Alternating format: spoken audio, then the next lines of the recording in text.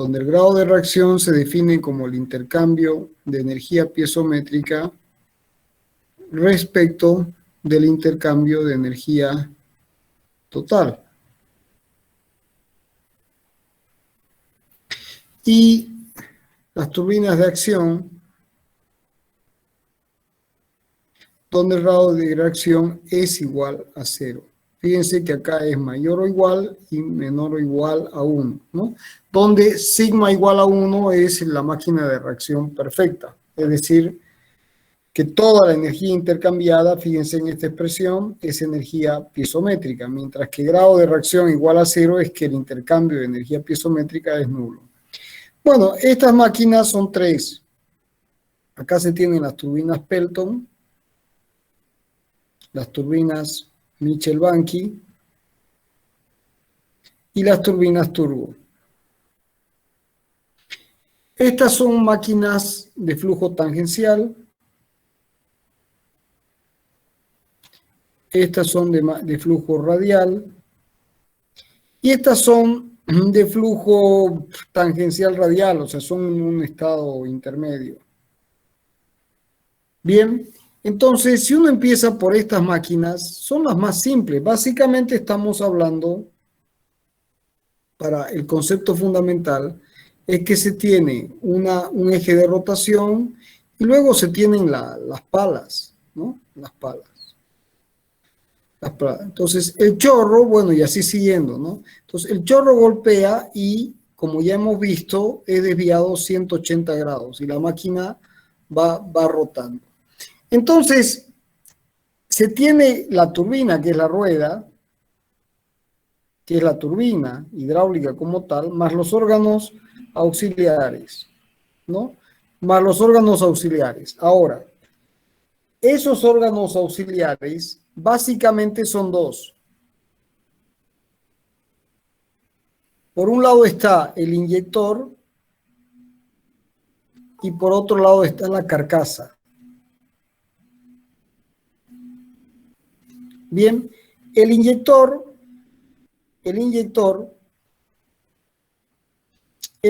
no es otra cosa que una válvula de aguja, es decir, uno tiene la tubería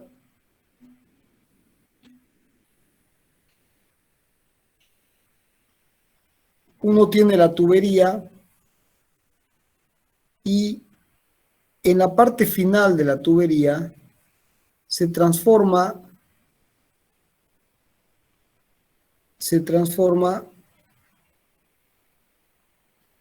la energía piezométrica en energía cinética, reduciendo el diámetro. Esa es la idea fundamental. De manera que aquí se tenga el máximo valor posible de C cuadrado sobre 2G en el chorro de salida. Bien, y luego se tiene una válvula de aguja, que básicamente es una válvula que tiene esta posición y es accionada con este movimiento, hacia adelante o hacia atrás. Cuando va hacia adelante, cierra, y cuando va hacia adelante, sale. Y esta distancia es lo que se llama la apertura del inyector. Entonces, S como parámetro adimensional varía entre S y un S máximo, entre mayor o igual que 0 y menor o igual que 1. Entonces, si S vale 0, está totalmente cerrada, y si S vale 1, está totalmente abierta. Bien, entonces, ¿el inyector para qué sirve? Básicamente es un regulador del caudal. Es un regulador del caudal. Bien, ahora, si uno tiene la máquina,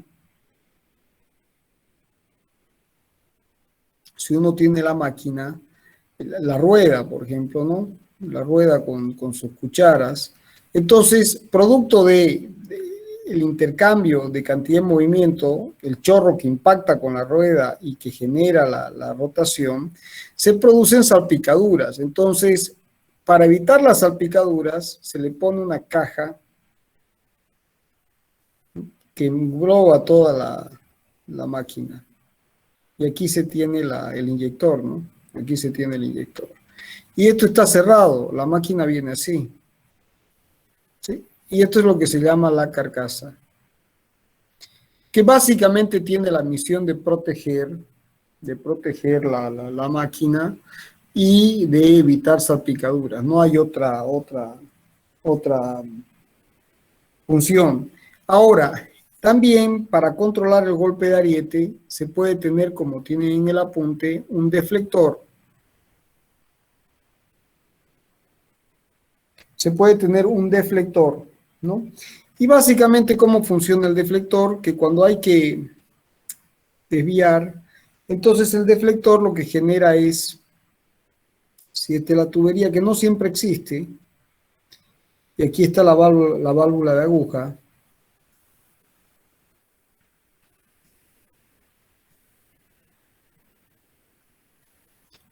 y aquí está la válvula de aguja,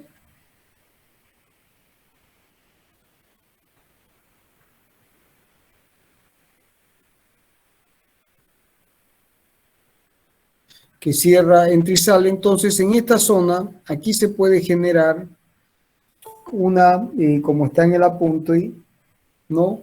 Y aquí el deflector. Entonces, cuando se produce un corte brusco, para evitar el golpe de ariete, lo que hace el deflector, perdón, el dibujo está mal hecho, es que entra el deflector y hace que el flujo haga esto, por un bypass. O sea, aquí tiene que haber una válvula que se abre, ¿no es cierto? Se abre la válvula, el deflector cierra de golpe y genera el desvío del flujo. Entonces la onda de presión es muy pequeña. Entonces se desvía totalmente el flujo y luego se cierra el inyector. Y cuando está completamente cerrado, el deflector otra vez se abre lentamente. Básicamente la combinación deflector-inyector es para controlar el golpe de ariete. ¿Estamos? Bueno, la mejor forma, jóvenes, yo no, para poder manejar bien esto, hay que ver fotos, hay que ver videos. Bueno, en la época en que a mí me tocó ver, estudiar, íbamos a la biblioteca, íbamos a la biblioteca a buscar las revistas de Water Power en Dam Construction y buscábamos las fotos para entender qué es, cómo es la rueda, cómo están las cucharas, cómo es la carcasa, la válvula de inyección, ¿no? Perdón, claro, el inyector y lo mismo, la válvula de aguja. Hoy eso se resuelve bien buscando videos. Ustedes pueden ingresar en las páginas de los fabricantes y para turbinas Pelton y máquinas turbo, uno de los principales fabricantes es Gilkes.com. También pueden ver en Foyt Siemens o pueden ver en Almstone, que bueno, Almstone, ¿no? Algo así, se escribe así, Alstom. Hay una M de más.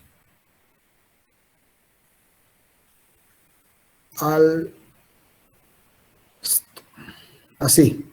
Bueno, de esto estoy seguro y de esto también. Y luego también pueden buscar gkb.com, que son fabricantes estándares, ¿no? Y para turbinas Mitchell Banky, el principal fabricante por su calidad es Osberger. Osberger Turbina en Fábrica, de Alemania. Bien, bueno, si ustedes entran en estas páginas que están en el apunte, van a poder ver videos y todas las partes y es la mejor forma de entender lo que está resumido en el apunte.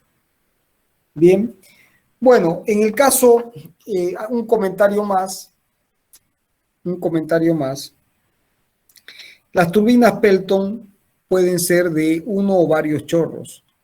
O sea, yo puedo tener la turbina así, con las cucharas,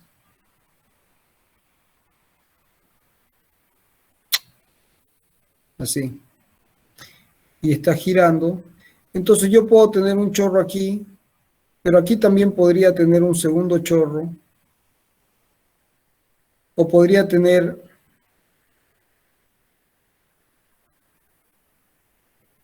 perdón,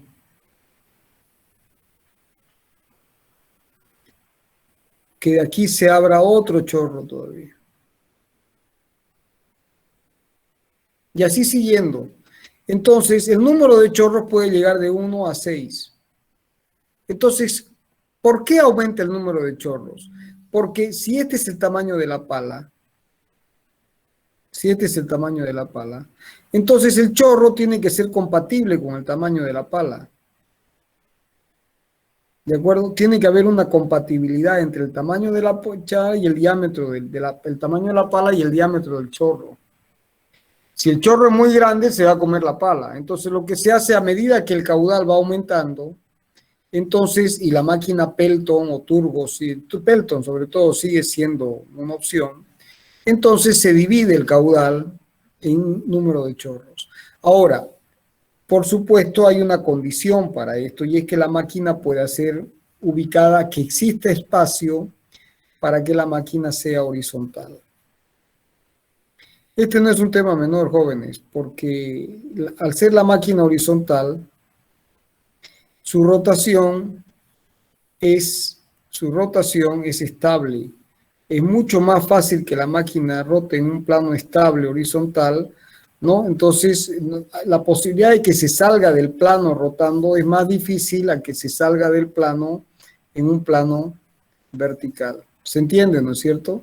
Es decir, en un plano vertical, cualquier perturbación transversal hace que la máquina se salga del plano, que tenga un giro. O sea, la máquina está rotando en este plano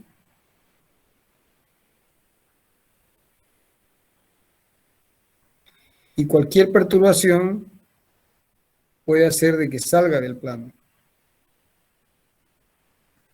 y se salga del plano. Entonces, una de las formas de estabilizar y de reducir esa posibilidad es con una máquina horizontal y para eso se requiere espacio. Entonces, las turbinas Pelton o pueden estar ubicadas en un plano vertical o pueden estar ubicadas en un plano horizontal.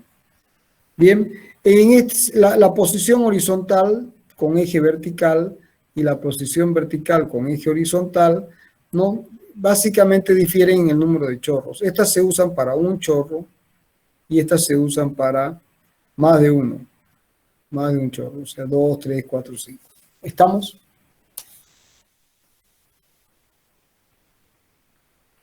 ¿Se entendió, jóvenes? Sí, ingeniero. Bueno, con relación a las máquinas de reacción,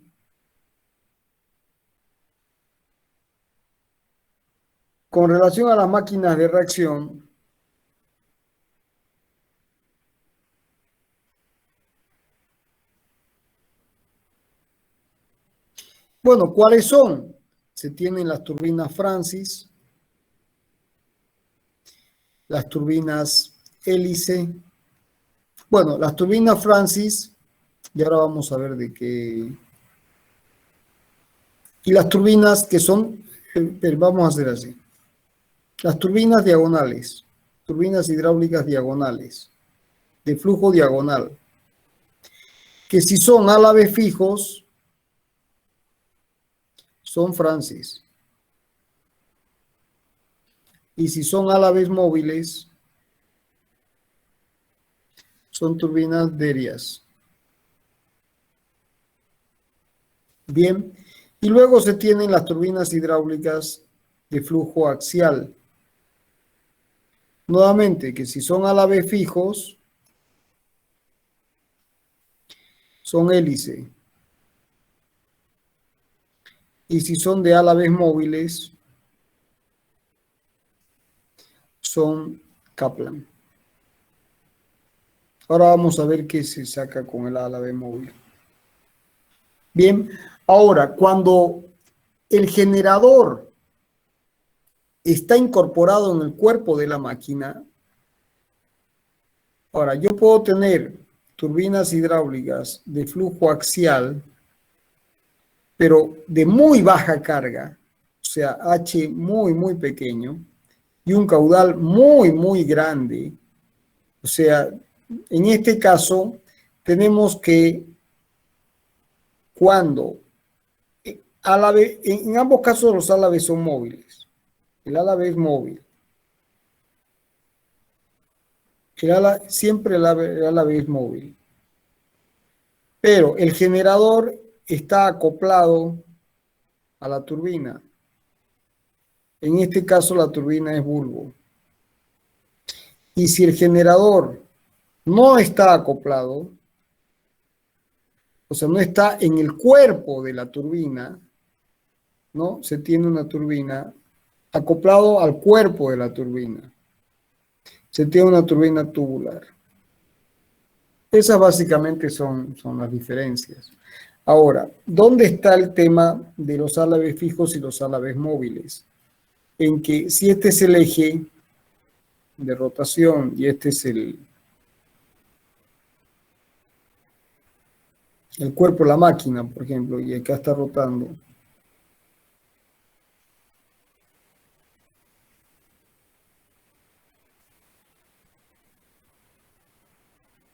Este es el cuerpo de la máquina y aquí se tiene el álave.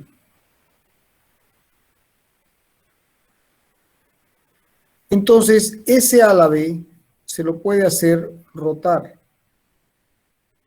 Se lo puede hacer rotar un ángulo phi. Y eso le da mucha más versatilidad porque uno tiene un punto de diseño para un valor de phi y puedo tener otro punto de diseño para un phi 1, un phi 2 y así siguiendo. Por supuesto, el ángulo phi varía entre 0 y un phi máximo que tampoco es cualquier número, estamos hablando de 20 grados, 30 grados, ¿no? Hay un límite. Bien, entonces cuando el álave puede orientarse,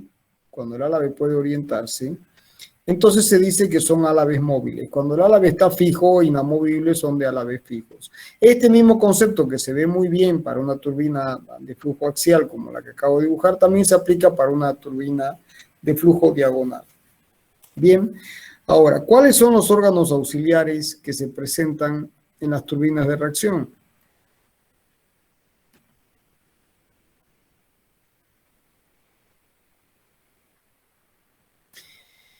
Bueno, los órganos auxiliares son, el primero que aparece es la cámara espiral. Es decir, así como en las bombas, uno tiene la máquina y hay que distribuir el flujo de manera, el caudal parte de un valor cero, o sea, perdón, el flujo viene así y empieza y uno tiene que ir distribuyendo hasta un Q total. Entonces el caudal va desde 0 hasta el Q total. Entonces si uno lo va distribuyendo, la ecuación que aparece para la distribución del caudal está en el apunte, la deducción, es muy simple, ¿no? Es la de una espiral logarítmica, por eso se llama cámara espiral, que además es una forma de la naturaleza que aparece en los caracoles, en las conchas marinas y en un montón es lo que se llaman las formas de la naturaleza. Bien, bien, luego dentro de la máquina se tiene básicamente un cilindro con álaves orientables, así. Como las persianas de los módulos, ¿se acuerdan? Cuando iban a clases. No sé si se acuerdan, pero bueno. Entonces, moviendo la persiana, moviendo los ejes de estos álaves, uno puede poner los álaves así. Entonces, esa es posición abierto. Y entre estos dos se genera un círculo con tangencia de radio de diámetro A. Entonces, si ahora yo cierro como las persianas, cierro, entonces me queda que en posición cerrado desaparece. Entonces yo tengo que el diámetro del círculo sobre A máximo termina siendo un número mayor que 0 y menor que 1. Es lo que se llama la apertura del distribuidor. Esta máquina que se acciona con un servomotor, que funciona con presión hidráulica por el principio de Pascal, que permite mover los álabes y abrir y cerrar, se llama distribuidor. Y su función básicamente es regular el caudal. Bien, ahora, si ustedes se fijan, yo tengo que tener, visto en planta, tengo que tener la turbina, tengo que tener el distribuidor, ¿no? Con sus álabes. Y luego está la cámara espiral, digamos, ¿no? La cámara espiral. Y todo esto tiene un peso brutal. Entonces, todo eso se descarga. Perdón, dibujé mal la cámara espiral. La cámara espiral aquí está aquí adentro. Bueno, porque sale es perpendicular al plano de la salida. Entonces, si uno todo esto, que es el peso del distribuidor, más la cámara espiral, más la turbina, tiene que descargar sobre una estructura que soporte todo ese peso. Y esa estructura está aquí, y es fija, es como un estator. Es una estructura fija. Es como un estator y se llama predistribuidor. Y bueno, y tiene aquí unos álabes como unos álabes de puente, como unas pilas de puente, perdón, que son así, que son fijas y son de hormigón armado, son columnas de hormigón armado y que tiene la función de estructural, de soportar toda la estructura, de soportar, de que toda esta máquina tenga un apoyo en estas columnas, que son las columnas del predistribuidor y que tienen un diseño que es básicamente aerodinámico y son fijas. Entonces el flujo entra por aquí, pasa por el distribuidor, que es donde uno logra regular el caudal moviendo los álabes, entra en la cámara espiral y luego entra en la turbina y sale. Ahora, visto en corte,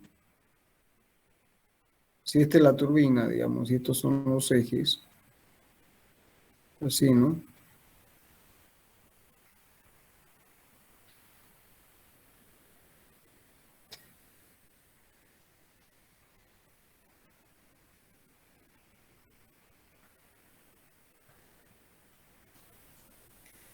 Aquí a la salida, el flujo entra y aquí tiene que haber, está lo que se llama el tubo de aspiración.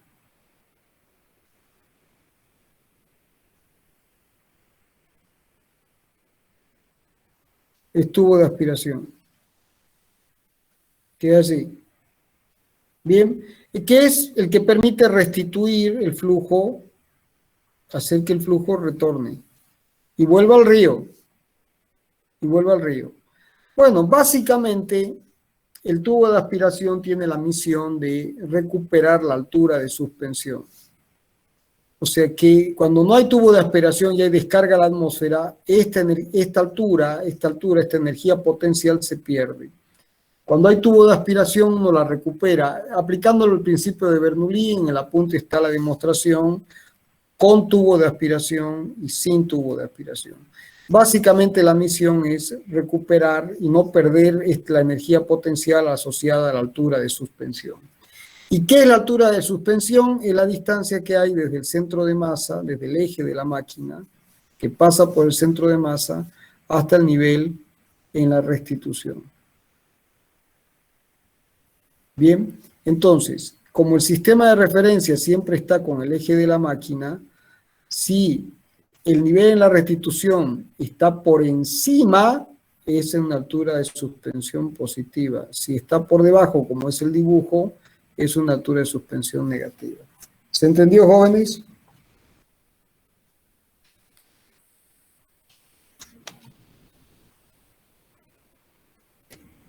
¿Se entendió o no se entendió?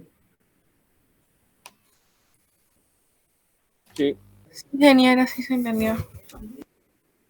Bueno, yo lo que les sugiero es que yo les he dado el pantallazo general conceptual de qué es cada cosa. Ahora, ¿qué tienen que hacer ustedes? Lo que tienen que hacer es leer el apunte, bien leído, y luego ver videos, aprovechar la tecnología, o así como se sientan a ver videos de TikTok. Ahora tienen que ver videos, busquen videos en Foyt Siemens, en GKB, en Gilkes, en Osberger, y van a ver funcionar las turbinas y van a ver, y viendo todo esto que yo acabo de hablar y explicar, lo van a entender mucho mejor. Bueno, usen las ventajas que le da la tecnología el día de hoy. Bien. Bueno, ¿qué más? Eso.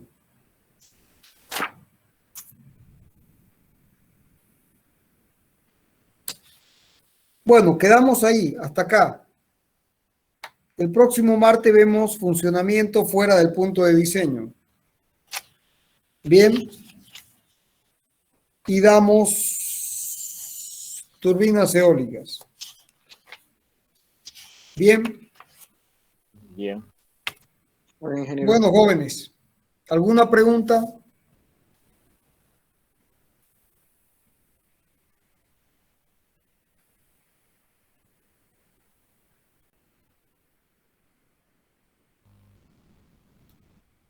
Todo claro, ingeniero. Bueno, nos vemos el martes. Bien, con funcionamiento fuera del punto de diseño y entramos en la recta final porque nos queda eso, turbinas eólicas, cavitación y selección y hemos terminado la materia. ¿Cómo les está yendo? ¿Ya empezaron el cuarto trabajo práctico y el último? Sí, ingeniero, ya iniciamos. Sí, ingeniero. Bueno, eso, la clave aquí, jóvenes, tiene que quedarles algo. La única forma de verdaderamente aprender es haciendo. Entonces tienen un apunte que es muy bueno, no porque lo diga yo, sino porque el día de mañana, cuando estén ejerciendo la profesión, se van a dar cuenta de que es así, que está focalizado en aplicaciones prácticas, pero lo tienen que leer, digerir más de una vez. En la medida en que lo hacen, va bien, y es para ustedes, no es para mí. En la medida en que no lo hacen, bueno, ¿qué se va a hacer? No hay otra. Bien, nos vemos entonces el martes. El martes seguimos y entramos en la recta final. Ingeniero, Ok, gracias.